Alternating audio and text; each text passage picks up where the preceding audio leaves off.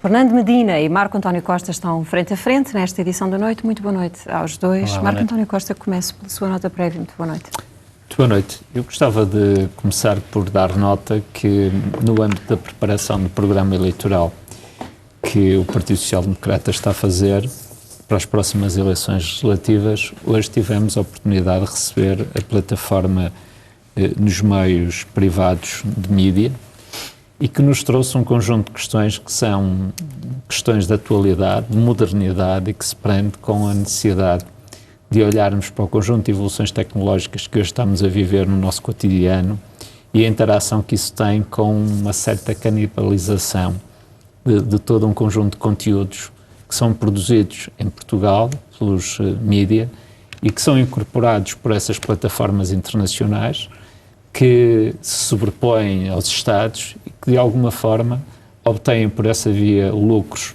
diretos, porque também conseguem, através da publicidade, encaixar um conjunto significativo de recursos, e essa publicidade também deixa de entrar no mercado português e que, de alguma maneira, é o Estado que perde também uma cota de cobrança fiscal, que importa aqui referir. Aliás, com uma certa distância, com um certo distanciamento, é um processo muito parecido com aquele que aconteceu com o jogo online, que foi legalizado no sentido não só de criar regras, mas também de permitir uma tributação fiscal e uma disciplina fiscal. Eu queria aqui sublinhar esta reunião por uma razão muito particular. Há, de facto, hoje uma proatividade da sociedade portuguesa junto dos partidos políticos no sentido das diferentes instituições da sociedade apresentarem propostas essas que são atuais, naturalmente representam institucionalmente aquilo que é o interesse próprio de cada setor, mas que não deixam de ser altamente vantajosas para aquela que é uma visão de uma democracia mais participativa, em que a sociedade não está à espera que os partidos apresentem os seus programas, mas também vai ao encontro dos partidos para fazer essa apresentação. Eu queria deixar esta nota prévia. Sei que vou fazer aqui uma confissão que o Fernando vai falar do prémio que foi atribuído ao Dr. Jorge Sampaio. Eu não posso deixar de me associar antecipadamente por uma questão de princípio. Faço esta confissão. A divulgar as notícias. Falta-me esta informação privilegiada, mas de facto nós tivemos esta inconfidência lá fora. Eu não podia deixar, sendo um português, ex-presidente da República, e um prémio tão importante. Portanto, Fernando, começamos este programa com uma convergência que seguramente não será mantida ao longo do programa. Não foi por isto que trouxe o segundo tema de salvaguarda, não? Não foi, não estava à espera, embora é sempre bom ver o PSD aproveitar as boas ideias e isso é sempre, podemos ter mais esperança sobre o futuro quando isso acontece. Não, primeiro boa noite a todos. Não, Marco, nesta primeira vez que nos encontramos nestes debates, é para dar uma palavra de saudação ao Presidente Jorge Sampaio pelo prémio que ele acabou de receber e de lhe ser atribuído, o Prémio das Nações Unidas, o Prémio Nelson Mandela, que foi instituído há pouco mais de um ano pela Assembleia Geral das Nações Unidas, que pretende distinguir, de facto, personalidades que se destacaram, cita as Nações Unidas, pelos seus esforços para um mundo melhor. Jorge Sampaio é um político com uma longuíssima carreira de serviço público, muito antes, no tempo da ditadura, um combatente antifascista, desempenhou depois elevadíssimas funções públicas no país, Presidente da Câmara de Lisboa, Presidente da República, posteriormente foi Alto Comissário, Alto Representante das Nações Unidas na Aliança das Civilizações, na promoção do diálogo pelas civilizações, pela tolerância. Também no combate, um papel importante ao nível das Nações Unidas no combate à tuberculose, e tem nos últimos anos desempenhado um papel muito importante no meio da crise síria, no esforço, na tentativa de fazer o apoio a estudantes sírios para que possam, nos países ocidentais, desenvolver os seus estudos e prosseguir os seus estudos. É, pois, um prémio que nos honra, e felicitar o Presidente Jorge Sampaio por esse prémio. Quero também fazer uma segunda referência a um outro português que vai ser premiado nesta sexta-feira, Carlos do Carmo. Vai receber a mais alta condecoração da cidade de Paris, que lhe será atribuída, e ele que tanto deu e tanto dá à nossa cultura, vê também em Paris reconhecido esse papel pela sua relação muito particular com a cidade, e é, em cima de tudo, também uma homenagem a ele, à sua carreira, à sua vida, à importância da carreira dele na cultura e na lusofonia e também naturalmente no mundo do fado. Paris foi uma das cidades que apoiou Lisboa na candidatura a Fado Património Material da Humanidade. A Portugalidade e a lusofonia têm um impacto e uma importância muito grande na cidade de Paris. O anterior Presidente da Câmara e a atual Presidente da Câmara têm destacado isso mesmo, com uma atuação muito importante, e será, pois, um privilégio ver da Câmara de Paris Carlos do Carmo poder receber esta mais alta condecoração. Fernandino, eu começo o nosso tema consigo. Vamos falar sobre a Grécia. Conhecemos, e vamos conhecendo agora cada vez mais detalhes daquilo que foram as propostas que o Syriza hoje apresentou ao Eurogrupo. E o que lhe peço, antes de uma análise económica sobre este cenário que está em cima da mesa, é uma apreciação política daquilo que tem sido o percurso do Syriza. Bom, eu faria talvez em primeiro um enquadramento talvez do percurso da situação da Europa. Eu acho que uma Europa está num estado, diria eu, lastimoso, depois de uma crise como aquela, com a profundidade que nos atingiu. Nós ainda estamos, estes anos todos depois, a discutir a situação grega, depois de 3 programas de resgate, e relembro de uma economia que representa 2% do PIB da União. Isto é, a União Europeia está numa situação de tal forma frágil do ponto de vista político e no fundo, quebraram-se laços de entendimento e de convergência em torno do projeto político da União, que faz com que nós, passados 5 anos do eclodir da crise, que aliás não começou na Europa, começou nos Estados Unidos, os Estados Unidos hoje tenham conseguido recuperar e estar na linha da frente do ponto de vista do crescimento, e a Europa ainda se está a debater exatamente com o mesmo problema, onde a crise a nível da zona euro começou. Isto diz muito, diz tudo, aliás, sobre a situação da Europa. Com os Estados Unidos a dizerem-nos, inclusive, por favor, façam lá um acordo e resolvam isso.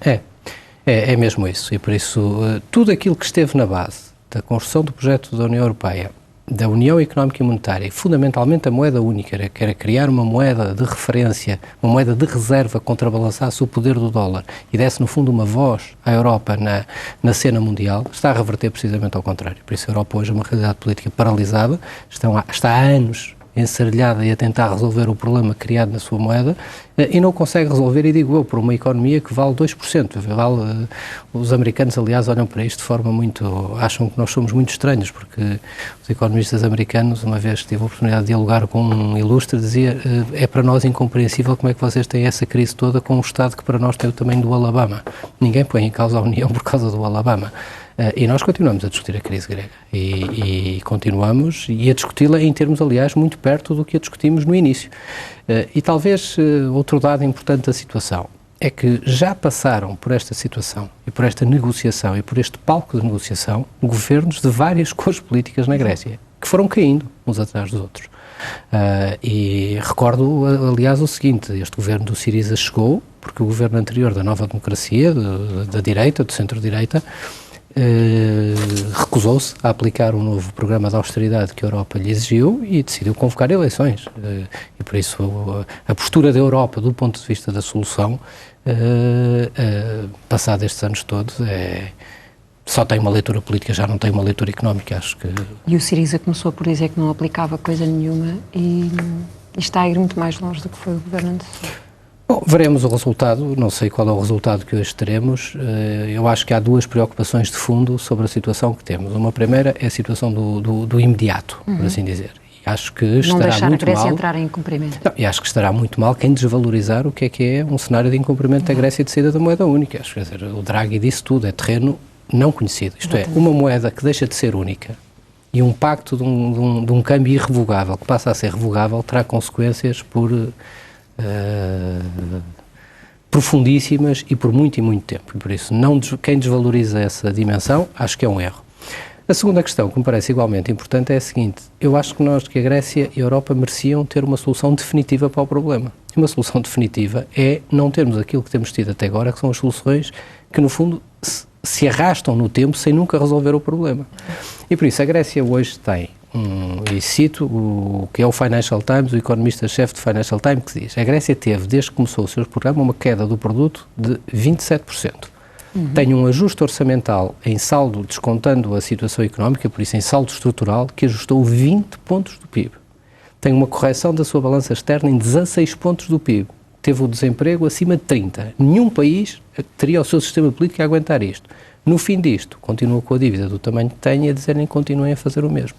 Por isso, o que era importante haver aqui era um acordo realista, que, na minha opinião, se podia resumir em 3 peças, só 3. Em primeiro lugar, não exigir à Grécia saldos orçamentais primários absolutamente incumpríveis, isto é, não exigir que prosseguissem com políticas de austeridade suicidárias do ponto de vista da estabilização da economia. Em segundo lugar, uma profunda operação de reestruturação da dívida grega no sentido da sua colocação em patamares credíveis do ponto de vista dela poder ser paga. E, em terceiro lugar, um compromisso relativamente da Grécia, do governo grego, relativamente à realização de reformas que assegurassem a sustentabilidade duradoura das finanças públicas gregas e do relançamento da economia grega. Eu acho que este era o pacote, diria eu, mínimo exigível, porque senão até podemos eventualmente chegar a um acordo, e não sei se chegaremos, mas a probabilidade de pouco tempo depois estarmos aqui com aquele governo, com outro, a discutirmos outra vez outra manutenção. Exatamente a mesma situação, ou pior ainda. Marco António Costa, e a sua leitura política deste momento? A leitura é muito simples. Em primeiro lugar, as opiniões que vêm dos Estados Unidos são opiniões muito preocupadas com a posição geoestratégica da Grécia e a aproximação da Grécia à Rússia e a importância que tem como zona tampão para a Europa de todo um conjunto de influências do mundo árabe. Aliás, temos visto o secretário de Estado norte-americano por aí a tratar de assuntos da NATO. Exatamente. E, portanto, não é uma opinião indiferente, é uma opinião com um interesse próprio geoestratégico. E isso também tem sido usado pelo governo grego como uma certa forma de chantagem subliminar sobre a Europa.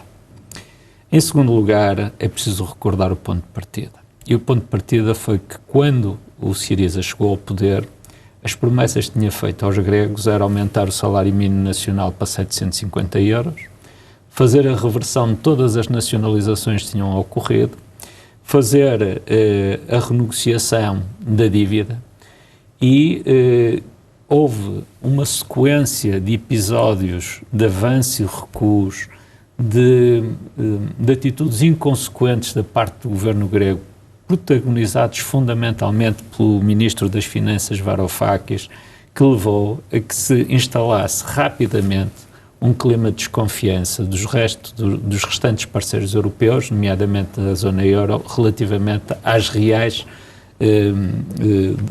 vontades e àquela que era a real intenção do governo grego. Agora, há aqui uma questão de fundo, há 2 questões de fundo que não podem ser esquecidas e aqui o Fernando vai-me desculpar, mas é preciso nós sublinharmos. Nós temos um Estado grego que não existe à dimensão do nosso Estado. É um Estado que não faz cumprir a lei e que não consegue cumprir uma das missões fundamentais, que é cobrar impostos. E, portanto, nós temos um problema sério, é verdade, de dívida, mas também temos um problema sério de organização de um Estado que não existe e que não cumpre as suas missões mínimas para aquilo que é um Estado europeu. Em segundo lugar, falar de solidariedade e falar de unidade com a Europa, é preciso recordar que já tivemos 2 reestruturações da dívida grega, tivemos haircuts nessa dívida, tivemos, e neste momento, a Europa, entre aquilo que o Banco Central Europeu colocou nos bancos para evitar que os bancos fiquem numa situação de terem que encerrar as portas por os levantamentos massivos que estão a acontecer, mais o Fundo Europeu de Estabilização, mais os empréstimos bilaterais, as minhas contas são 361 mil milhões de euros que estão lá colocados pelos parceiros europeus. Agora, falar em falta de solidariedade de uma Europa que já colocou 361 mil milhões de euros, que já perdoou por 2 vezes dívida e que continua disponível para estar sentada à mesa com um governo que tem andado permanentemente, permita-me a expressão, aos zigue-zagues em termos de propostas, julgo que há uma certa injustiça relativamente a essa apreciação. Eu gostava de dizer que, disse-o aqui na semana passada, num frente a frente com a doutora Helena Rosete, que faço votos que seja possível encontrarmos esta semana uma solução, mas é lamentável que tenhamos que esperar 5 meses para que o governo grego se confronte com a realidade e perceba que a realidade, não haver uma conspiração instalada entre os 18 chefes de Estado, os restantes 18 chefes de Estado da zona euro, que têm, como sabe, o Fernando sabe isso, políticos de todos os quadrantes políticos, governos socialistas, governos social-democratas, governos democratas cristãos, E depois o governo grego. O Syriza está emparedado. Marco António Costa, não lhe peço que termine, mas só queria lembrar que o Syriza, de facto, fez um braço de ferro duro e intransigente até hoje. Mas deixe-me só, até porque estamos a dar esta informação em rodapé, de última hora. Havia uma proposta hoje do Primeiro-Ministro da Irlanda para que houvesse uma extensão de prazos de pagamento da dívida grega, mantendo, no entanto, o valor nominal dessa dívida. Mas, Marco António Costa, para valores, para uma extensão de prazos muito mais suaves do que aquilo que foi conseguido para Portugal. Nós não sabemos o que é que vai ficar decidido esta semana sobre a Grécia, mas pelo menos neste aspecto já valeu a pena bater o pé. Eu não sei se valeu a pena ou não, porque a proposta é uma proposta, pelo que me está a dizer, estamos agora a saber, do Primeiro-Ministro irlandês. A sugestão foi feita pelo Primeiro-Ministro irlandês, mas o Governo grego está a dizer que ela neste momento é uma possibilidade. Sabe que já disse, o governo grego já disse tudo e o seu contrário. Neste momento é muito difícil anteciparmos soluções. Há uma coisa que me parece importante. Eu julgo que a situação hoje, 5 meses depois, na Grécia, sob o ponto de vista social, sob o ponto de vista da solidez económica e da paz interna do país, é muito mais grave que aquela que havia há 5 meses. E eu julgo que hoje o governo grego, sob o ponto de vista político, está emparedado entre as falsas expectativas que vendeu durante a campanha eleitoral com uma certa demagogia, com as propostas que apresentou, que eu aqui recordei, e aquela que é a realidade, e há pouco ouvi o Miguel Sousa Tavares a referir aqui neste estúdio, aquela que é a realidade de um povo grego que sai às ruas a dizer que não quer sair do euro porque tem noção do impacto que isso terá nas suas vidas. Alguma coisa terá que acontecer. Eu faço votos, acredito, e como dirigente político espero que seja possível encontrar uma extensão, por um lado, deste programa que ainda está por encerrar e que essa extensão traga um conjunto de garantias efetivas que torne possível libertar os 7 mil milhões que são indispensáveis para que a Grécia compre até dia 30 de junho as obrigações perante o FMI, sob pena de termos uma situação de default por parte da Grécia que será necessariamente de péssimas consequências para toda a Europa.